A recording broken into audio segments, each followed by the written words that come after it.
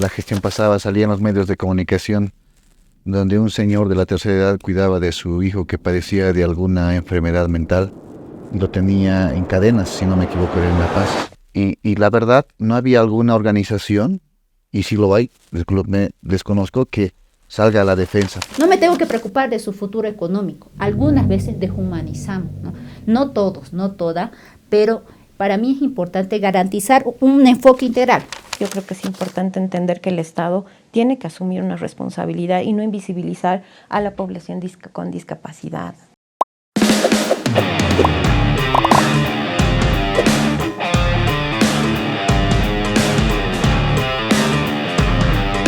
Bienvenidas y bienvenidos en esta noche de domingo a Contextatarias, el junte de las Gregorias. Y hoy día vamos a comenzar un capítulo más, siempre felices de compartir este espacio. Este ya es nuestro 7º programa, hemos ido avanzando con mucha emoción, hemos tocado muchos temas, algunos más conmovedores, otros nos dan risa, nos conmueven, nos movilizan, nos enojamos. Muchas emociones nos atraviesan en este podcast. Hoy día vamos a tocar el tema de las y los que necesitan cuidado, pensando un poco en estas poblaciones que tienen más vulnerabilidad, personas con discapacidad, autismo, tercera edad, personas con enfermedades crónicas que necesitan y ser acompañadas por personas que los cuiden, ¿no? Estas tareas de cuidado a cargo de quienes están. Hoy tengo a gente muy linda aquí acompañándome, gente que ya es de la casa, gente que nos está acompañando por primera vez. Entonces voy a dar la bienvenida a Silvia Tamayo, responsable de Derechos Sexuales y Derechos Reproductivos. Bienvenida, una alegría tenerte aquí de nuevo. Muchas gracias y bueno, un espacio interesante en el cual vamos a abordar. Creo que un tema que además la población es necesario que la tome en cuenta, ¿no? Porque a veces está invisibilizada esta población. Exactamente, ¿no? Venimos ahí en la anterior igual y hoy día también estos temas que estamos queriendo dar luz a estos temas. Quiero dar la bienvenida también a Berta Quispe, responsable de Recursos Humanos y Adquisiciones. Bienvenida y una alegría tenerte por primera vez aquí. Sí, muchas gracias por la invitación. Es muy necesario que estos temas se sepan, ¿no? Casi no se escucha en muchos lugares. Muchas gracias por la invitación. No. Y tenemos aquí ya en de la casa, Ever Flores, responsable legal. Bienvenido. Alejandra, ¿cómo estás? Buenas noches. Es realmente para mí un gusto el día de hoy de estar acá presentes y pues tocar ese tema que creo que es importante tratar. Y bueno, la anterior semana la hemos tenido de invitada y esta semana repetimos porque ha sido una alegría tenerla. Es muy simpática, muy cordial. Una alegría tenerte de nuevo aquí con nosotros, Isabel Olivera, coordinadora nacional de la colectiva Kunumis Feministas. Bienvenida. Gracias, agradecidísima de que me tomen en cuenta nuevamente. Para mí es grato estar en esta casa que me ha acogido tanto y que es la casa también de las mujeres y de los hombres del Alto. Eso, sí, esto es el junte de las Gregorias y también de los Gregorios, como le llamamos. Entonces, bueno, un poco para ampliar este tema, hemos salido a las calles para preguntar y también a acercarnos a personas que tengan a su cuidado a personas en situación de vulnerabilidad. Entonces, vamos a escuchar un poco sus opiniones. Vamos a escucharles.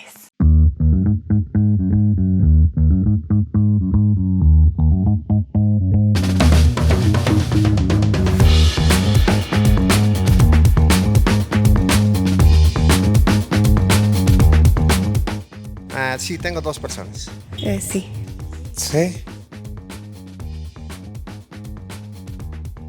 Las que se pueda, a veces son 4 horas al día. Casi todo el tiempo. Prácticamente todo el tiempo, porque siempre necesita ayuda. Asistencia más que todo para movilizarse. Alimentación, cuidados más que todo con el ejercicios y todas esas cosas. Tenemos que estar inmóviles, tenemos que estar siempre dependiendo de alguien. Es muy complicado y a veces estar solo es complicado. Tenemos riesgo de caernos o de hacernos más daño, digamos, al querer. Necesitamos siempre alguien que nos esté atendiendo, pero hay pocos que tienen, todos tienen familiares que trabajan, entonces no podemos tampoco molestar. Si aprendemos a manejarnos solos. En sí, el moverse, ¿no? Acompañarla a todos lados. Porque alimentos igual se le da todo. No, generalmente solo viene la fisioterapeuta para ayudarle. No asiste. No. Sí, sí. La verdad no, hasta ahora no, es muy difícil. Sí. Sí, sí. Tenemos que organizarnos, no hay otra forma. Poco, porque más me dedico todo el tiempo a él y en su cuidado y traerlo aquí al hospital todo el tiempo, entonces. Sí. Muy movilizador lo que nos comentan. Realmente eso, ¿no? Invisibilizado, no se conoce, no se menciona. Parece que está intrínseco si alguien tiene en su familia alguien que tenga a su cuidado con una persona con alguna discapacidad, adulto mayor, es una tarea que se da por hecho, ¿no? Ni siquiera se asume. ¿Y quién las asumen? Las mujeres, ¿no? Como venimos viendo en los otros programas, en los otros podcasts. Es una labor que las tareas de cuidado están ligadas a la mujer, ¿no? Y esta no es una excepción. Si comentaron o no, si ustedes han tenido algún familiar, por ejemplo, en mi hogar, en mi casa, los adultos mayores, yo recuerdo que mi abuelo ha vivido toda su vida en Oruro y ya cuando envejeció le dio una enfermedad, él le dio cáncer. Y claro, mi mamá y su hermana dijeron, no, ahora es hora de traerlo a la casa. Él toda su vida ha vivido con su hermano, digamos, con mi tío. Y cuando ha llegado un momento así, una situación, han dicho, no, los traemos a La Paz y nosotros nos encargamos de cuidarlo. Y al revés, cuando era de mi abuela, de parte de mi papá, igual envejeció, tuvo una enfermedad, se empezó y sus hermanas de mi papá toda su vida ya ha vivido conmigo y mi papá, digamos, ¿no? Y bueno, y entre hermanos, pero en ese momento las hermanas se han puesto de acuerdo y han dicho, no, nos llevamos a la mamá para nosotras cuidarlo. No es como que no es que lo piensen, ¿no? Sino es como que asumen que porque son las mujeres en la familia, este momento de cuidado tan duro, lo tienen que asumir ellas, ¿no? Y en realidad yo creo que mi familia, y en el caso de mi abuela con mi papá, podríamos haber, como con mi abuelo, digamos, cuando lo trajo a mi abuelo, podríamos haber sostenido este cuidado entre la familia, y también creo que mi tío en Oruro también podría tranquilamente haber sostenido el cuidado de mis abuelos, ¿no? Entonces, pero no sé, hay algo que está ahí, que no se dice, pero que incluso sin pensarlo mucho las mujeres asumen, ¿no? Como, no, tengo que cuidar a mis familiares. No sé ustedes si han visto o han tenido alguna experiencia parecida. Silvia. Sí, creo que es importante primero recalcar que las tareas del cuidado son tareas que deberíamos de compartir, ¿no? Como tú bien lo decías, ese cuestionamiento recién lo tomas, pero a veces está invisibilizado, es parte de un discurso, lamentablemente, que tenemos que cambiar en nuestras propias lógicas, realmente cuando hablamos de familia o cuando hablamos de personas a las que vamos a tener en nuestra familia. El cuidado implica que todos compartamos eso, ¿no? En mi caso, bueno, como psicóloga, en mis prácticas, yo pude acompañar a niños que estaban en pérdida de visión. Y lamentablemente en el colegio, que era un colegio obviamente regular, había una preocupación que obviamente era válida de parte de los profesores en cuanto a no poder asumir, digamos, un rol de darles una educación diferenciada, que de alguna manera implica, sí, obviamente un poco más de tiempo, implica ciertos elementos incluso de que el niño esté más adelante, ¿no?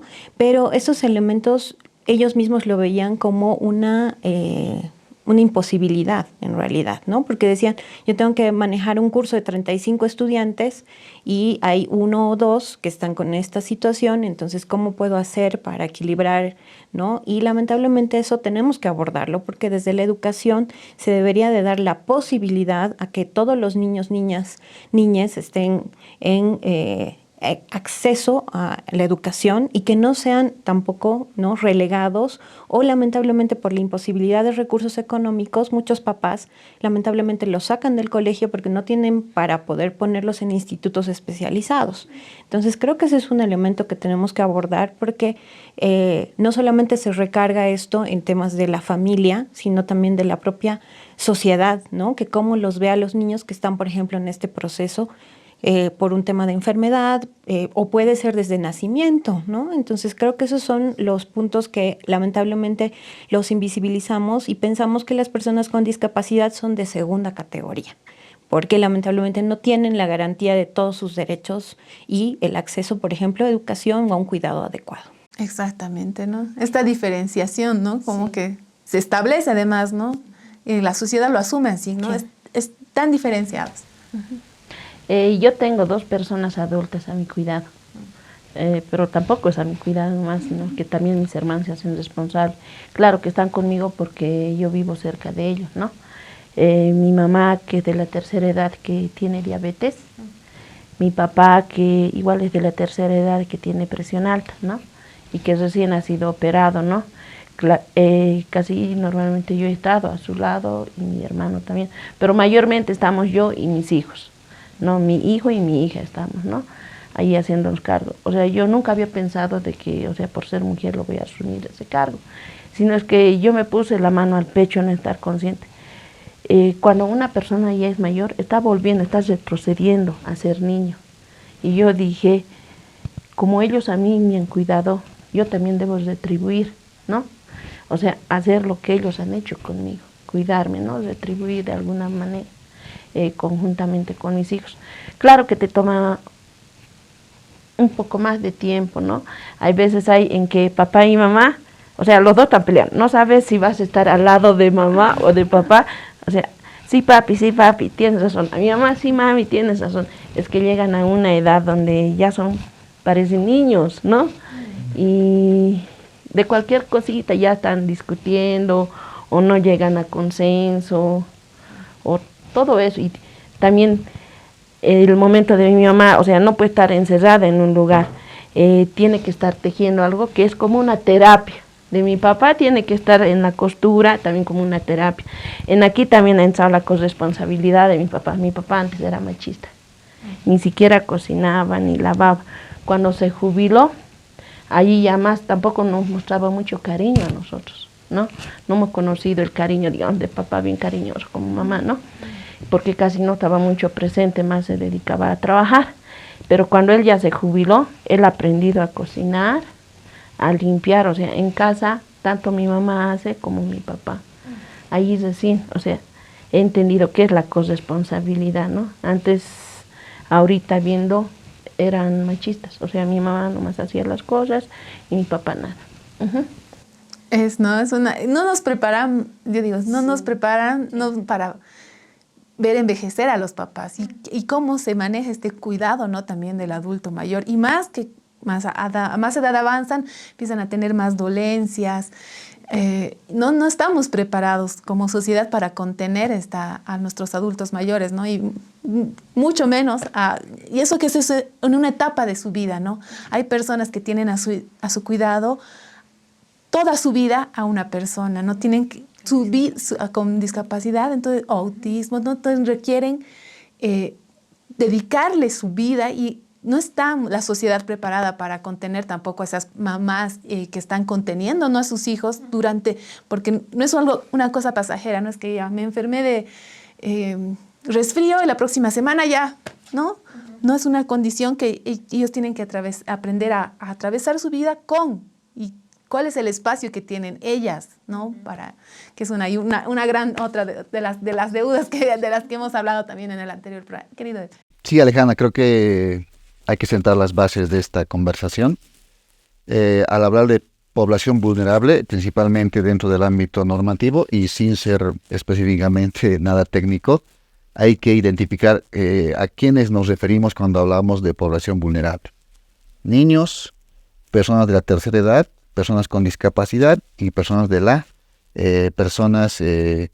que no tienen la condición para poder sustentarse. Entonces ahora estamos tocando personas adultas y personas con discapacidad. Porque quieras o no, y lo que decía Berta, por ejemplo, muchas veces estas personas, persona adulta o persona con discapacidad, muchas veces se convierte en una carga para los hijos, ¿no? En este caso de las personas de la tercera edad. Así lo ven. Por eso justamente hay centros pues donde muchas veces los hijos van a dejar a sus papás ahí para el cuidado. Ayer justamente yo veía, por ejemplo, cómo a veces hablar de nuestros papás nos toca el corazón, ¿no? Yo veía ayer justamente en redes sociales un TikTok donde una abuelita le hablaba, creo que a la taxista, y le decía, no me dejes, no me lleves a un centro. ¿Por qué? Porque yo te voy a pagar el doble, no voy a hacer renegar a mi papá, a mí, no, bueno, a mis hijos, decía, ¿no? Ahí en el video. Creo que muchas veces pasa eso en la realidad, de que papás que tienen a hijos que tengan cierta discapacidad lo ven como una carga, o los hijos ya lo ven también como una carga cuando ya su papá llega a esa edad, más de los 65 años, ya de tal vez 70 años, ya lo ven como una carga, y pues muchas veces esta carga simplemente se delega, como ya decían, a la hija, ¿no? Y yo desde mi realidad, por ejemplo, yo te puedo decir, mi papá sí es de la tercera edad, gracias a Dios está bien, es estable, está bien de salud, ¿no? Pero yo veía, por ejemplo, en mi cuñado, ¿qué es lo que se decía? Se decía de que, mira, tú le vas a cuidar al papá o a la mamá, pero tú te vas a quedar con la herencia más o menos. O sea, ya lo veían como el lado patrimonial, o a la inversa, ¿no? De que una hija nomás que le cuida a los papás, y cuando llegue a fallecer, dice, no ve, como yo le he cuidado a los papás, yo nomás tengo que quedarme con la herencia, y el que no lo ha cuidado, entonces a ese no le corresponde nada. Más o menos a veces se dice este tipo de criterios, pero están mal, ¿no? Que en el fondo lo que dice Berta, que todos tendríamos que ser responsables del cuidado. Si nuestro hijo o nuestra hija tiene alguna discapacidad, llevarle a centros especializados para que le apoye. Y evidentemente desde el Estado se garantiza eso, ¿no? De que se puede dar esta educación especializada, pero en la práctica nunca se pone eso, ¿no? En la práctica eso. Entonces, cuando ya son personas de la tercera edad, de la misma manera, creo que los hijos tenemos que ser responsables con el cuidado de nuestros padres, porque en algún momento ellos también nos han brindado todo su apoyo, ¿no? Y eso también ya va con el tema de la reflexión moral, ¿no? No, sí, el Estado, como decíamos, ¿no? En el papel, que sí, el municipio, poner centros y también estos centros que pueden o no haber en muy poca medida, pero si realmente sirven, es una pregunta que ahí también en el sondeo se ha tocado, ¿no?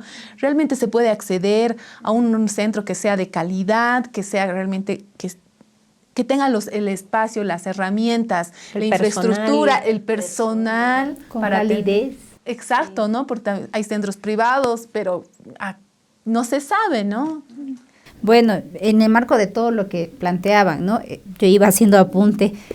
Creo que hay que dividir las poblaciones, como decía aquí nuestro compañero. Efectivamente está la población adulta mayor que requiere un cuidado también especializado en cierta medida, porque si tu padre, tu madre tiene una enfermedad de base y no sabes ni poner una jeringa, pues requiere también, ¿no? Por lo menos que aprendas vos, que contraté, si tenés las posibilidades económicas, ¿no?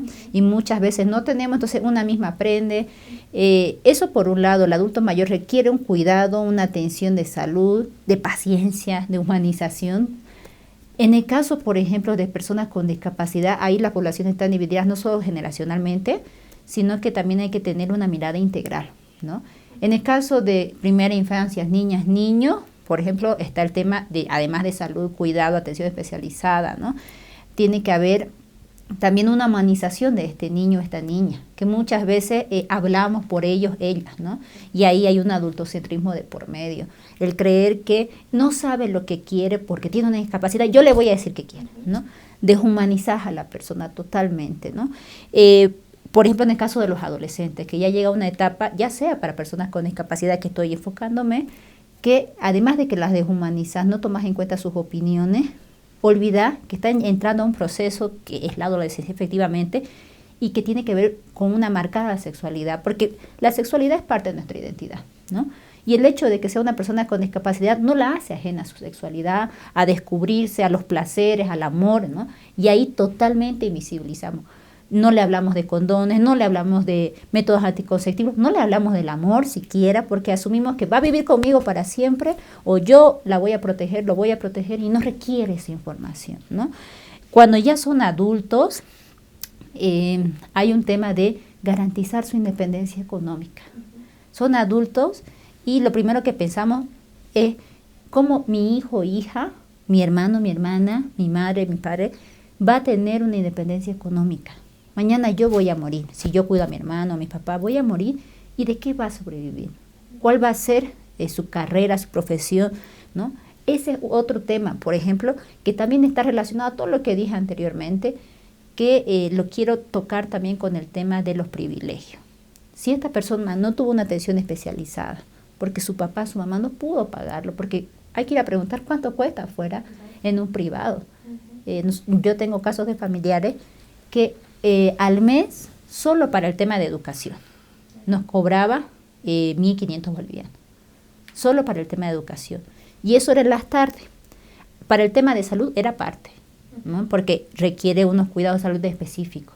Entonces ahí nos las batíamos con el tema del sistema de salud público, ¿no? Pero sí o sí 1.500 bolivianos tenía que generarse en la casa para el tema de educación. Y ahora que va entrando, por ejemplo, el tema de si un padre o una madre no tiene las condiciones económicas, o si esta familia no está compuesta por un papá y una mamá, porque asumimos que además son una familia, ¿no?, nuclear. ¿Qué pasa si solo está compuesta por la mamá o por la abuelita? Pero también, perdón, eso también tiene que ver con el tipo de discapacidad, ¿no? O sea, ese es intelectual porque puede ser visual, auditivo, puede ser psicomotricidad, o sea... Claro, pero eso no está exento de deshumanizar a las personas con discapacidad, y asumir que mientras yo lo cuide o no le falte esto, no me tengo que preocupar de su futuro económico. Algunas veces deshumanizamos, ¿no? No todos, no todas, pero para mí es importante garantizar un enfoque integral. Salud, educación, garantizarle mañana una independencia económica. Todo ello requiere de alguna manera presupuesto, más allá de la discapacidad que tenga. Entonces, ¿cómo garantizamos eso cuando además la situación recae sobre el hombro de las mujeres? Ya sea madre, ya sea que sea una familia compuesta por papá y mamá, recae sobre la mamá. Si no hay mamá, supongamos que es abuelita, recae sobre la madre. Si la mamá está, recae sobre las hermanas porque la mamá sale a trabajar todo el día. Recae sobre las mujeres. Nuevamente, sí. Y ahí, por ejemplo, creo que es importante entender que la población que nos está escuchando, es bueno que reflexionemos sobre esto y saber que podemos cambiarlo.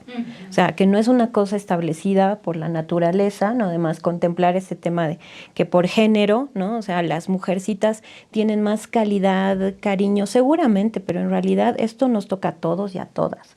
Le toca al Estado, le toca a la comunidad en su conjunto. Por eso yo en otro programa hablaba sobre volver a lo comunitario, o sea, entender que una persona con discapacidad que vive en mi zona debería de ser atendida además desde esas necesidades. Si desde la junta vecinal vamos a pedir asfalto, pidamos rampas también, porque sabemos que hay una persona que tiene silla de ruedas o justamente la guía para las personas con incapacidad o discapacidad visual, ¿no? O sea, esos elementos son centrales para saber que estamos en comunidad.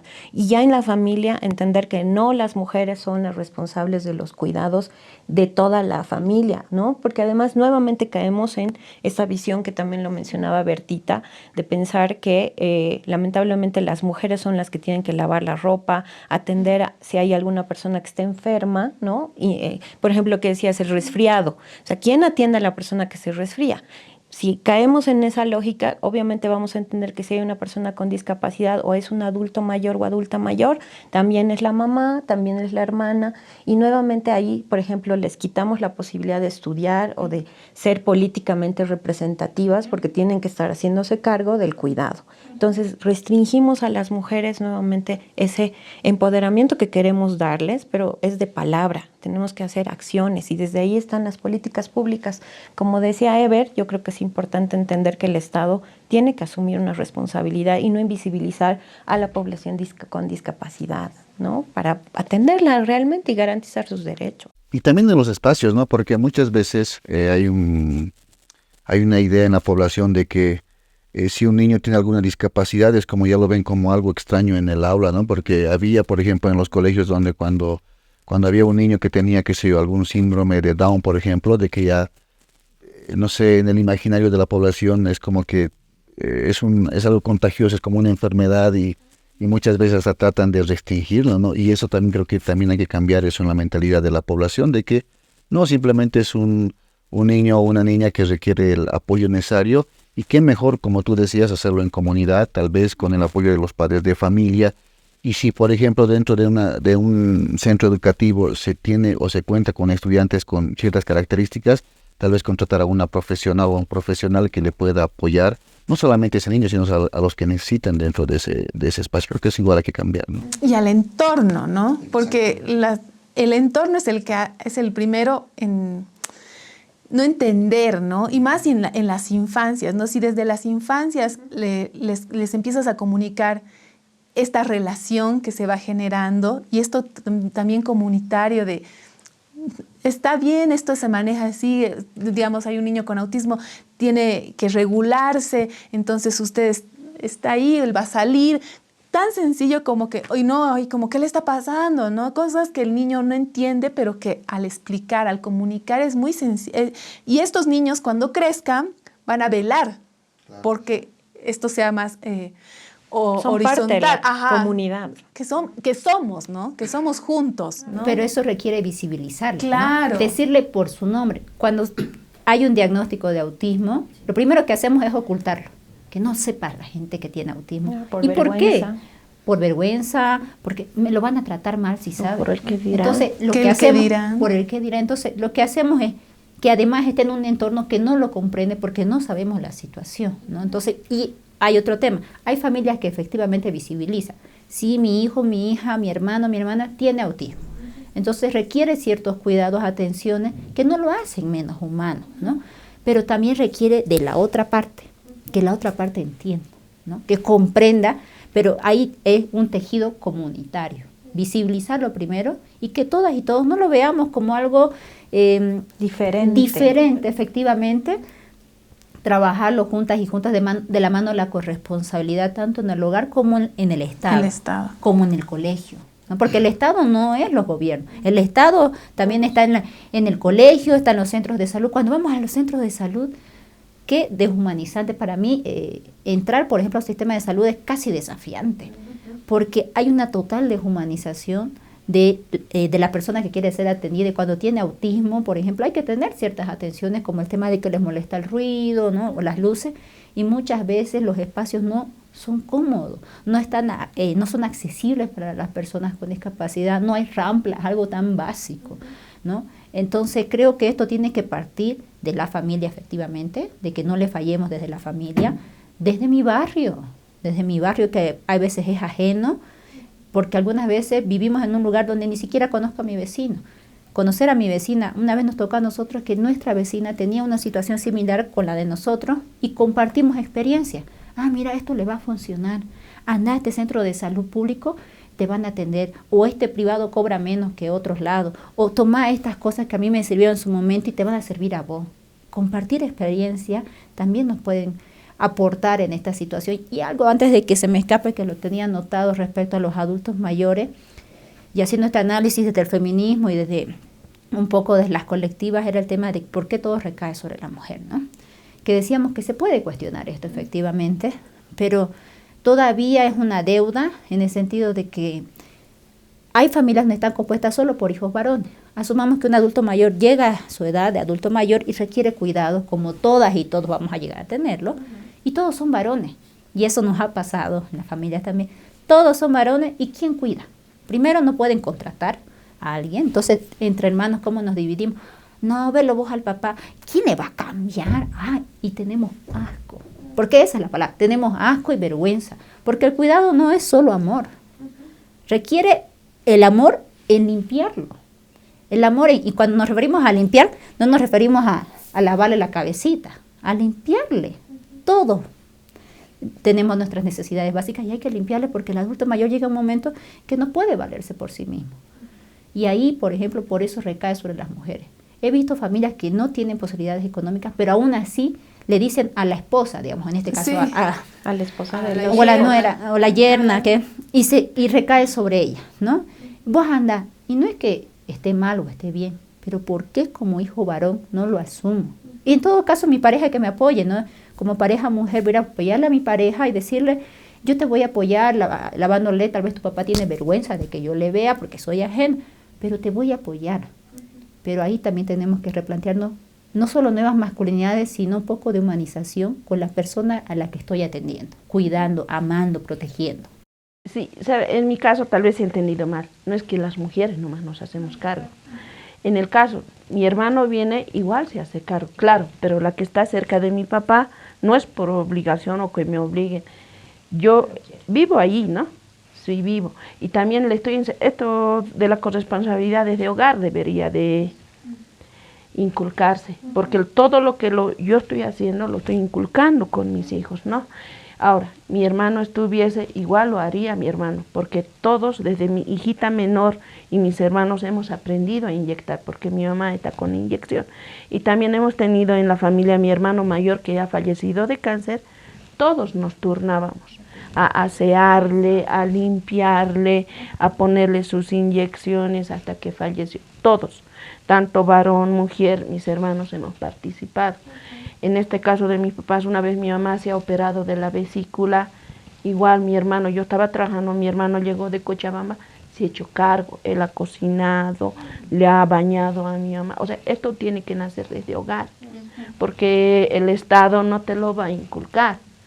Igual, la atención a los adultos mayores o a las personas con capacidades diferentes, igual desde hogar eso se tiene que inculcar, ¿no? Porque en el trabajo no te va a decir tienes que tratar bien, pero si tu jefe no está, vas a tratarle como sea, como me pasó a mí en emergencia, la enfermera, la jefa de enfermera, nos trató de lo peor, pero cuando estaba la doctora, o sea, su trato ha sido diferente.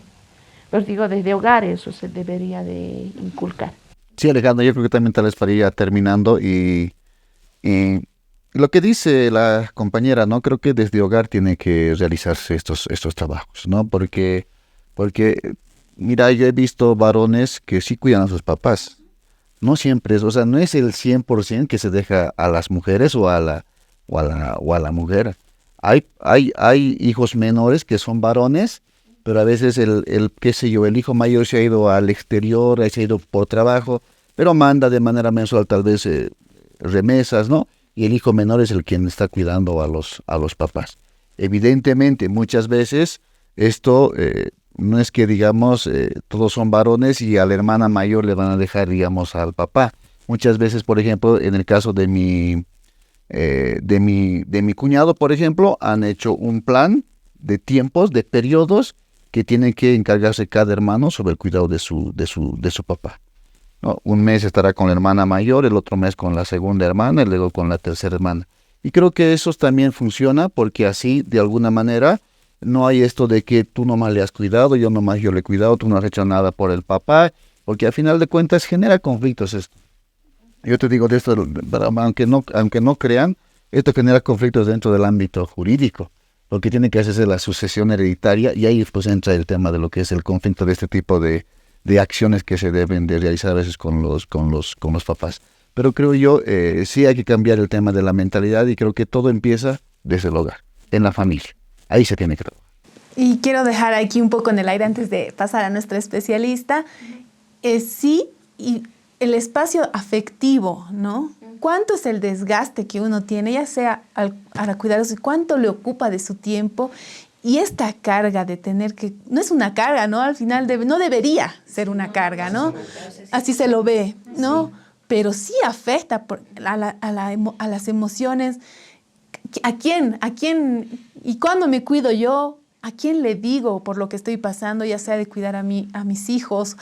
¿A quién? Y eso, ¿a quién lo comparto, no? Y es como, es demasiado, ¿no? Es demasiado. Bueno, pero hay muchas, sí, ¿no? Es como siempre, ¿no? Aquí traemos temas muy movilizantes, que nos vamos ahí, ¿no? Y está cerca, ¿no? Parece que es lejos, ¿no? Que yo no conozco a nadie, que no creo que sean muchos, yo nunca he visto, yo nunca he escuchado. No, están dentro de nuestras familias, siempre están dentro de nuestras familias y no somos capaces de verlos porque tenemos vergüenza. Bueno, quiero dar la bienvenida a nuestra querida invitada del día de hoy, a Fabiola, por favor, aquí, a Fabiola Cha Acero. Ella es pedagoga, vicepresidenta de Aliña, Derechos Humanos e Inclusión. Le vamos a dar la bienvenida, por favor, que nos aclare. Ella en primera persona nos va a poder también contar su experiencia.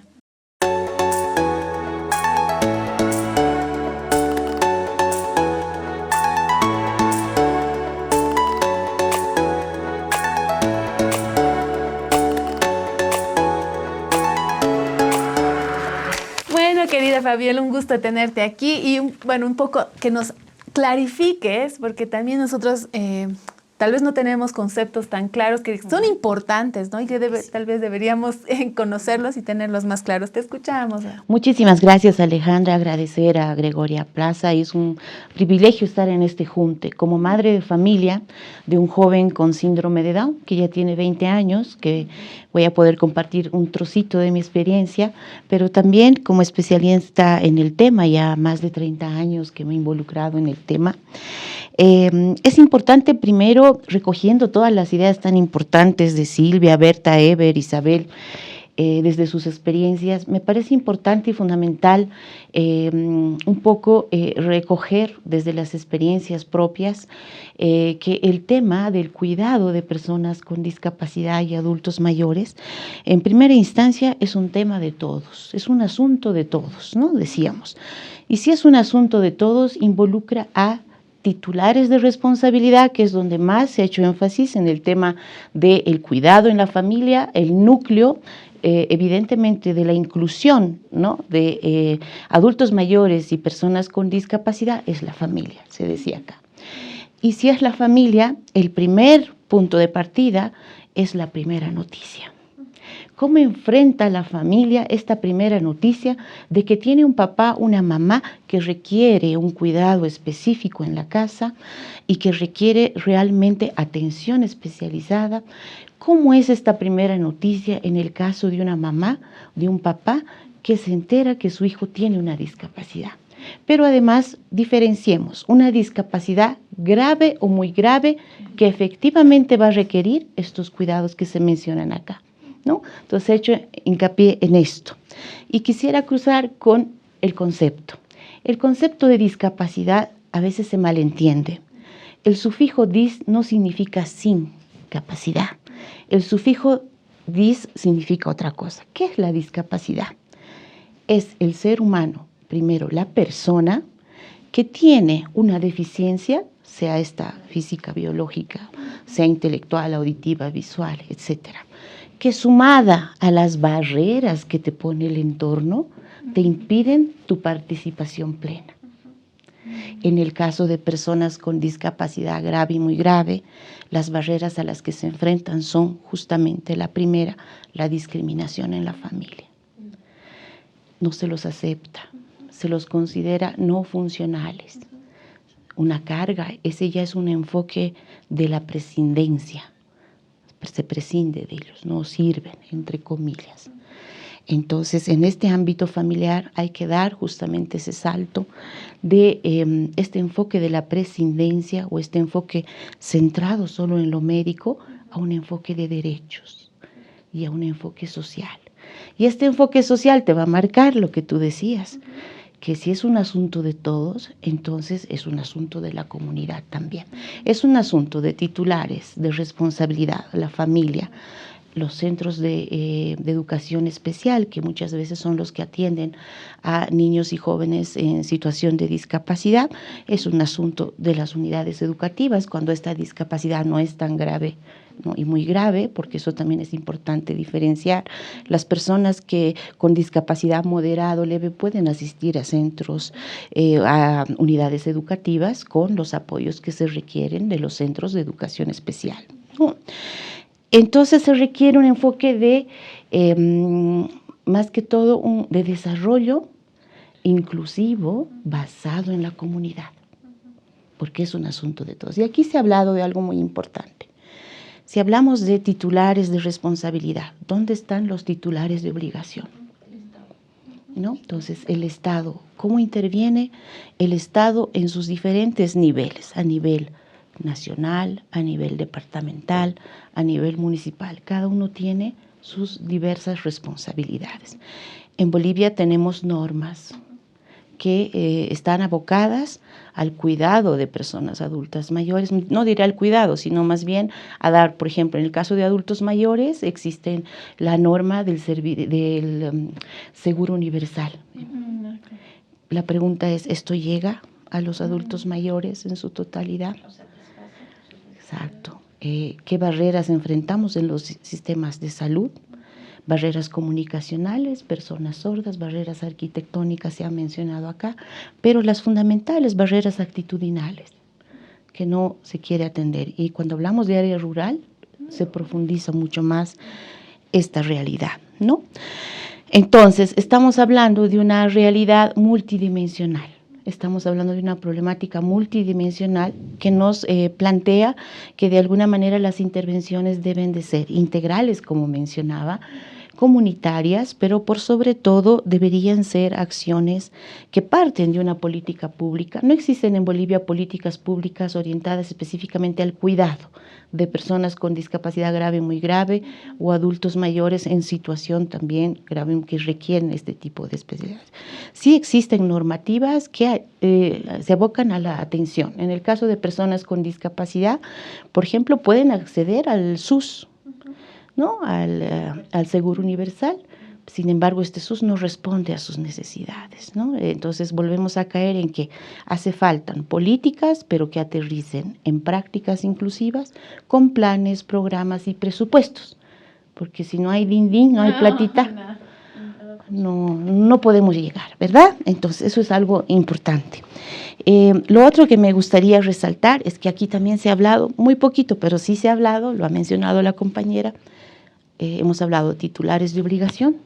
En titulares de obligación me he olvidado de las organizaciones de la sociedad civil, que no se ha hablado acá, pero que es bien importante. Existen fundaciones, asociaciones, existen muchas organizaciones privadas y no privadas también, que se abocan a la atención de personas con discapacidad, ¿no? Y su rol creo que ha apoyado muchísimo al rol que debería de cumplir el Estado. Y creo que gracias a ellas, muchas personas con discapacidad grave, muy grave, y también adultos mayores han sido atendidos, ¿no? Cuando hablamos, otro elemento importante para el contexto, para aportar, acá no hemos mencionado, Alejandra, compañeros, compañeras, a las personas con discapacidad grave y muy grave y a los adultos mayores que están en centros de acogida. Hemos hablado del rol de la familia, que es importantísimo. Lamentablemente, muchas familias no quieren asumir ese rol. Es un porcentaje bastante alto en Bolivia, donde podemos mencionar que están en situación de abandono. El informe defensorial sobre el estado de situación de niñas jóvenes en centros de acogida con discapacidad grave y muy grave ha mostrado datos asustadores de casos de violaciones, de maltrato físico, psicológico, sexual, y muchos de ellos, ustedes han debido escuchar, han pasado hasta en medios de comunicación, pero se han quedado allí, ¿no? ¿Quién aboga por ellos? Por estos adultos mayores y personas con discapacidad que están en situación de abandono, que mueren, pasan toda su vida en centros de acogida, ¿no? Entonces, me parece fundamental que las políticas públicas estén abocadas también a atender a estas personas en situación de abandono, ¿no? Y les decía que algo que hemos hablado poquito es, hemos hablado de titulares de responsabilidad, titulares de obligación, titulares de derecho. Acá el común denominador se ha mencionado, son invisibilizados. Y si son invisibilizados, no tienen voz. No tienen voz, ¿no? Entonces, ¿dónde está el valor de su palabra, de su vivencia, ¿no? Y aquí me parece fundamental empezar a desarrollar, deconstruir este enfoque machista, asistencial de la presidencia y empezar a trabajar un enfoque de derechos y un enfoque inclusivo basado en la comunidad, ¿no? Entonces acá lo primero me parece importantísimo y voy a hablar un poco es de las culturas inclusivas. En Bolivia, lamentablemente, las construcciones socioculturales, Alejandra, compañeros, están basados todavía en esto de que la persona con discapacidad no es productiva, no sirve, no. Entonces, tenemos que deconstruir esto. Son parte de la comunidad. Y si son parte de, pues, tienen derechos. Y en un estudio que se ha hecho el año pasado del estado de situación de las personas con discapacidad grave y muy grave, elaborado por la Pastoral Social Cáritas Coroico y el programa Mundo Inclusivo, se ha podido escuchar la voz, ¿no?, de las personas con discapacidad. Y si me permites, quisiera leer algunos trechos, ¿no? Porque me parece fundamental escuchar la voz, ¿no? De muchos de ellos nos dicen, no contamos con acceso a la medicación, por ejemplo. El SUS no cubre la especialidad que yo requiero. Déjame encontrar esa parte de los testimonios, pero el caso de a mí me ha interpelado mucho, el caso de una persona con discapacidad muy grave, discapacidad mental muy grave, que nos indica que la han internado en un centro, voy a resumir porque no estoy encontrando, y ha amanecido en un ropero, encerrado. Maltrato, no hay dignidad, ¿no? Mucha violencia sexual, física, ¿no? Y bueno, en el área rural también, justo creo que esa hojita no la he impreso, pero bueno,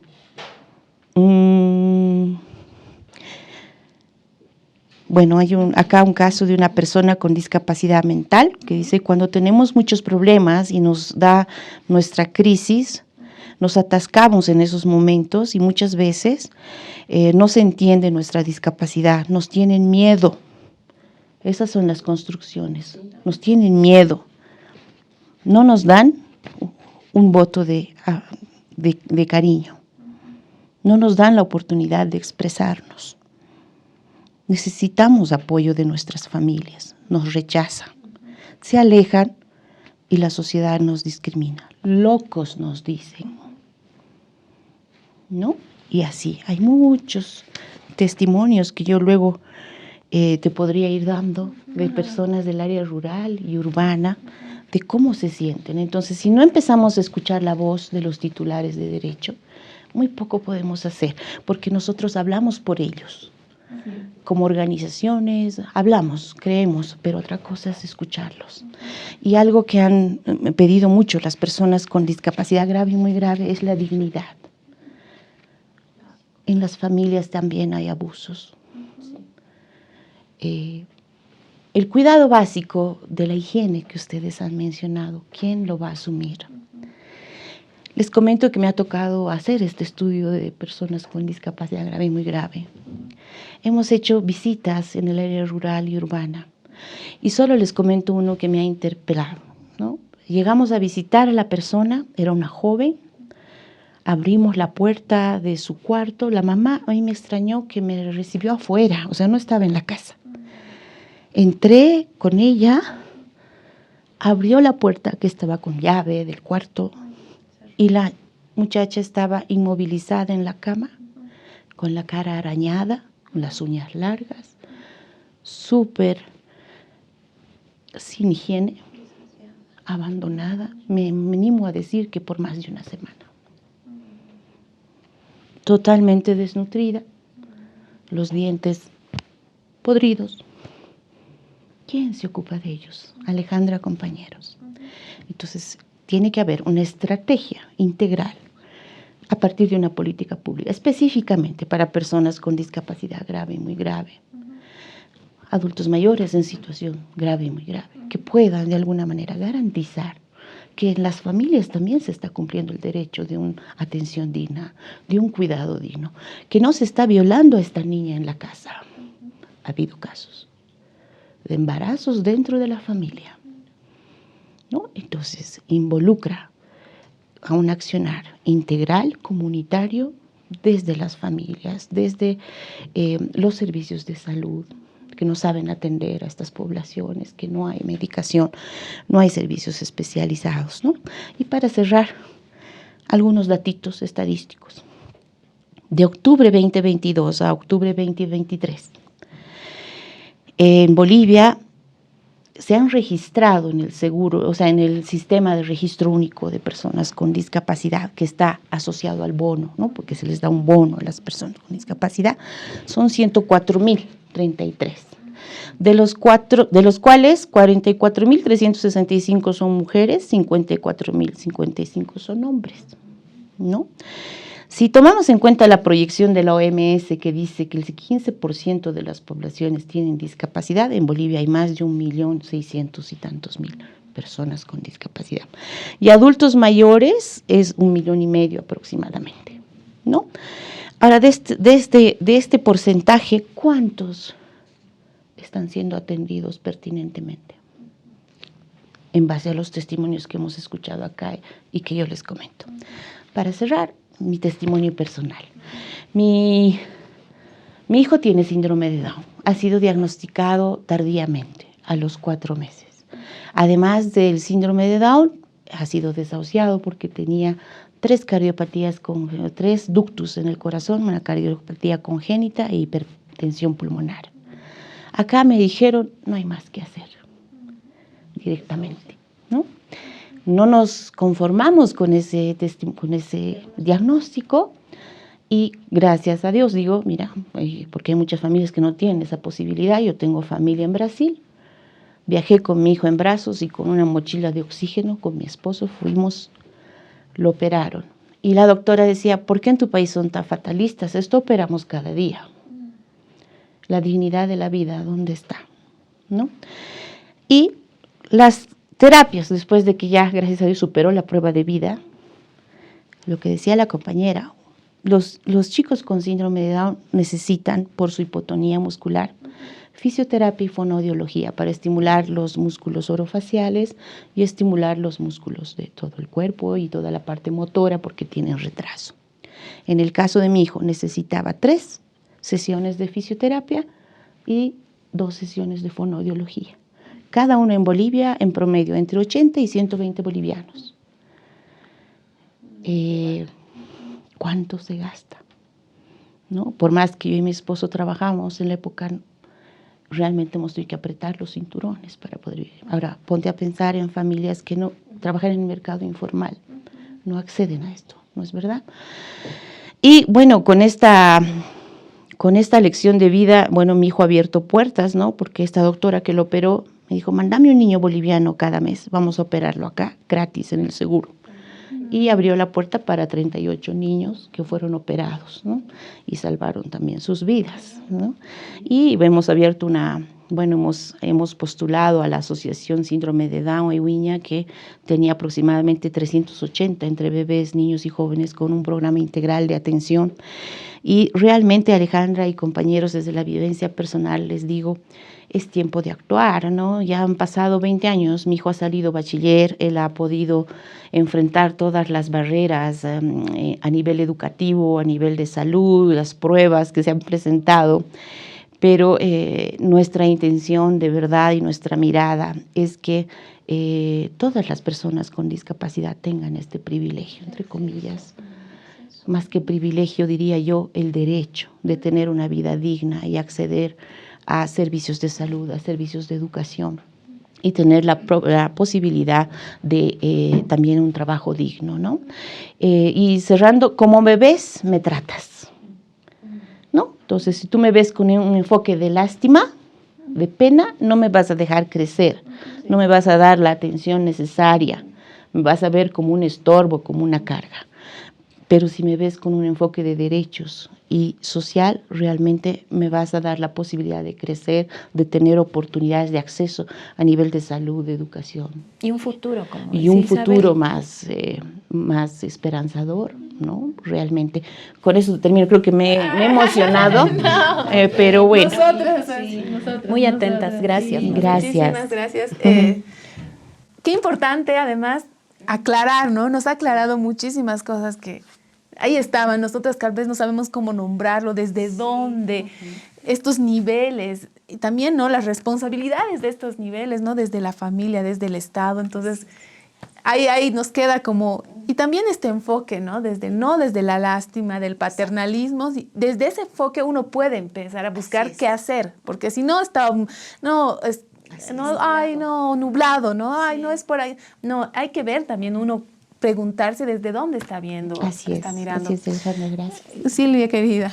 agradecerle realmente porque creo que a la comunidad en particular, obviamente a nosotras, pero a la comunidad que va a escuchar, darle estas luces, ¿no? De entender que la discapacidad no es una limitación, no es tampoco un desahucio, ¿no? No es una barrera que en realidad la ponemos nosotros como la otra sociedad. Lamentablemente qué mal ver a las personas como otras, sino como un conjunto. Y creo que esa es la reflexión, ¿no? Somos parte de, si hay personas con discapacidad, somos una sociedad con discapacidad y no hay que llamarle más bien de otra manera. Creo que es importante entender además esta lógica, ¿no? De no ser una sociedad utilitaria, porque nuevamente ahí caemos con el tema de género, o sea, como a la esposa del hijo, a él le vamos a dar porque es utilitaria en este momento, pero a la persona con discapacidad no, porque no sirve, no vale. Y eso es lo que hay que cambiar, hay que tratar de trabajar de manera colectiva, comunitaria, para entender que socialmente y como sociedad y al Estado es realmente exigirle que tiene que asumir roles. O sea, la cantidad de población que tenemos entre adulta mayor y personas con discapacidad es casi el 20% de la población. Entonces, entender que eso no es que hay que ponerlo bajo la alfombra, como lamentablemente además nos enseñan, y eso también hay que reflexionar en la comunidad. Las personas con discapacidad no hay que esconderlas, más bien hay que visibilizarlas y hay que hacer que sus derechos se cumplan, ¿no? Y más bien apoyar, pero en realidad escuchar sus voces. Muchas gracias. Gracias. Sí, así es. Muchas gracias por contarnos su testimonio, ¿no? Efectivamente, esto tiene que hacerse saber, ¿no? Que una persona con discapacidad no es una enfermedad. Es como cualquier persona, como nosotros. Y como había dicho, esto desde el hogar tiene que partir, dando esa educación. Todos somos iguales. Y gracias por visitar.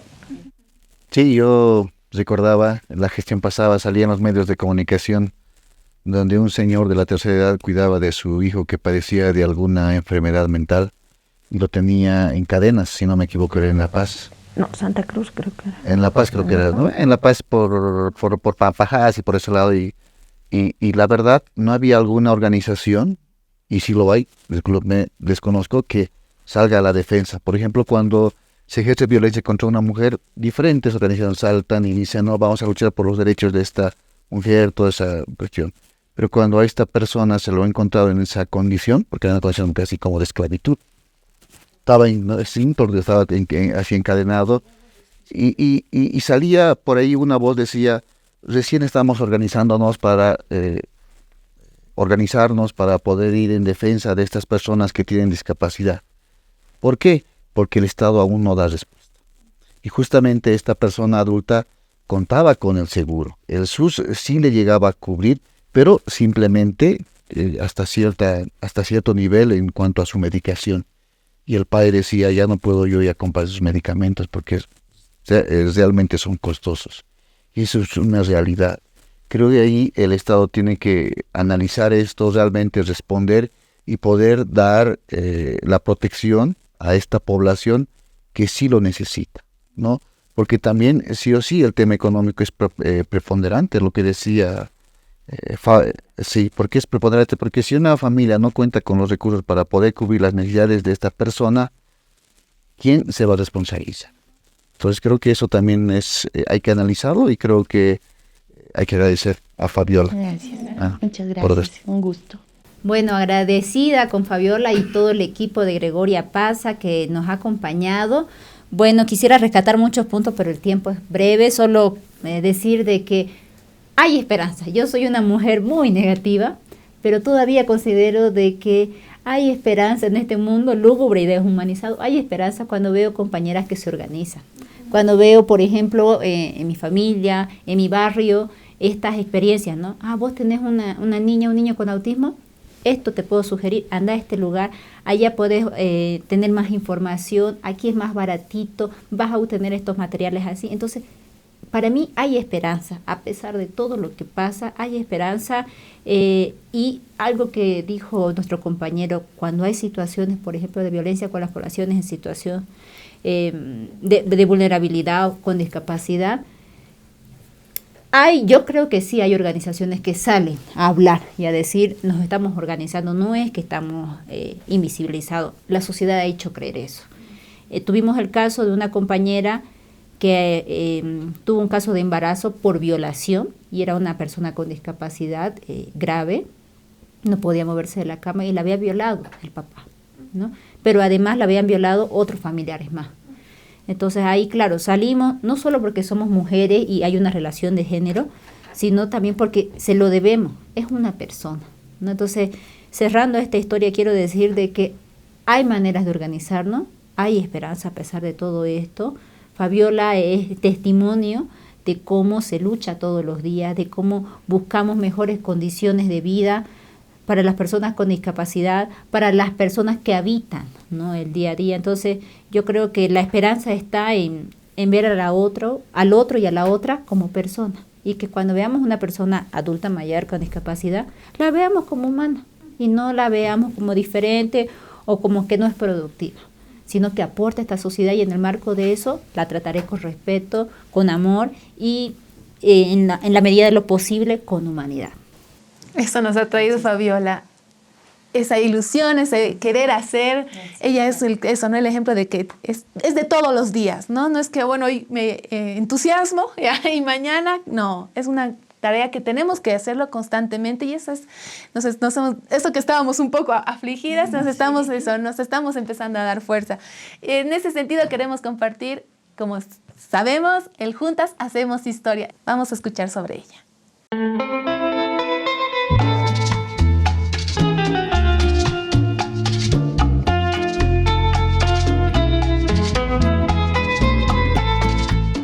Me llamaban la madre de los soldados en la batalla del Alto de la Alianza, donde ofrecía mis servicios como enfermera. Cuando vi el uniforme del teniente de mi difunto esposo, supe que debía usarlo. Y con mucha valentía, me trasladé a La Paz junto a los soldados de ese escuadrón para ser parte del Batallón Colorados. Durante la batalla, atendimos a los heridos que llevaban desde diferentes frentes de guerra. Inspeccionamos las cocinas y junto a Vicenta Paredes y Andrea Rioja de Bilbao, fuimos las primeras en usar el uniforme de la Cruz Roja. Terminando la guerra, ascendí a coronela de Sanidad. Actualmente, la Escuela Nacional de Enfermeras de La Paz lleva mi nombre por la lucha y valentía de las mujeres de ambulancia del Ejército y Cruz Roja Boliviana. Mi nombre es Ignacia Ceballos, y tú también puedes hacer historia. Y bueno, ya para despedirnos, agradecer este junte, a mí me parece maravilloso. Cada semana me voy conmovida, movilizada, con muchas tareas, con muchísimas tareas, con muchas responsabilidades todavía pendientes. Y creo que esto es muy importante. Ya nosotras nos contagiamos, esperemos que allá en las casas también se estén contagiando. Sigan con dudas, preguntas, coméntenos si han vivido una situación, si conocen, si esto, ¿no? De empezar a armar tejidos, escriban, ¿no? Nosotros ese rato vamos a responder con la información que a veces no está a la mano, ¿no? Y esto es también para eso, para entregar información que esté así a la mano para todos ustedes. Muchas gracias por acompañarnos. Muchas gracias, querida Ale, y recordar que las personas con discapacidad también tienen derechos sexuales y derechos reproductivos. Como decía Isabel, en realidad eso lo tenemos que tener todos y todas, y es parte de esa integralidad y de la dignidad con la que debemos vivir todos y todas. Así que todas y todos somos iguales ante la ley. No se olviden vernos para realmente poder hablar sobre estos temas también en la casa. Querida Berta. Muchas gracias por la invitación también, ¿no? Concientizarles a todos de que un adulto mayor, nuestros papás o nuestros abuelos, han dado todo por nosotros, y también nosotros debemos de retribuirles, ¿no? Seamos más conscientes, jóvenes y señoritas, ¿no? Gracias. Alejandra, muchas gracias. Creo que quedo con la tarea de poder averiguar el nombre de todas las instituciones que trabajan con poblaciones vulnerables, ¿no? Es un trabajo, y lo vamos a colgar ahí en la página de las Gregorias, ¿no? Bueno, eso ya es empezar a tomar acciones. Exacto. Bueno, agradecida nuevamente por estar en este espacio. Creo que es momento de darnos tareas, como decíamos, de visibilizar y de nombrar lo que tiene nombre, ¿no? De no esconder debajo de la alfombra a las personas con discapacidad, y de humanizarla. Entonces, hay tarea para la casa de cada uno de nosotras y de nosotros, y recordarles que la corresponsabilidad es una tarea de todos y todas, incluida el Estado, claro, el municipio, los gobiernos departamentales, y creo que pueden contar siempre con las diferentes colectivas. Con Gregoria Pasa, déjenos sus opiniones, que vamos a estar atentas a ellas. Querida Fabi. Bueno, muchas gracias por la invitación, Alejandra. Ha sido una alegría poder escucharles y no sentirme sola en esta lucha, porque a veces nos sentimos solas, las mamás de personas con discapacidad en la lucha, ¿no? Sentir el brazo de Gregorias para poder promover la inclusión plena de personas con discapacidad. Y me voy solamente con 2 mensajitos. El primero, recordarle al Estado que el Comité sobre los Derechos de las Personas con Discapacidad ha dado recomendaciones al Estado boliviano para que se ponga las pilas y cumpla las normas referidas a personas con discapacidad, ¿no?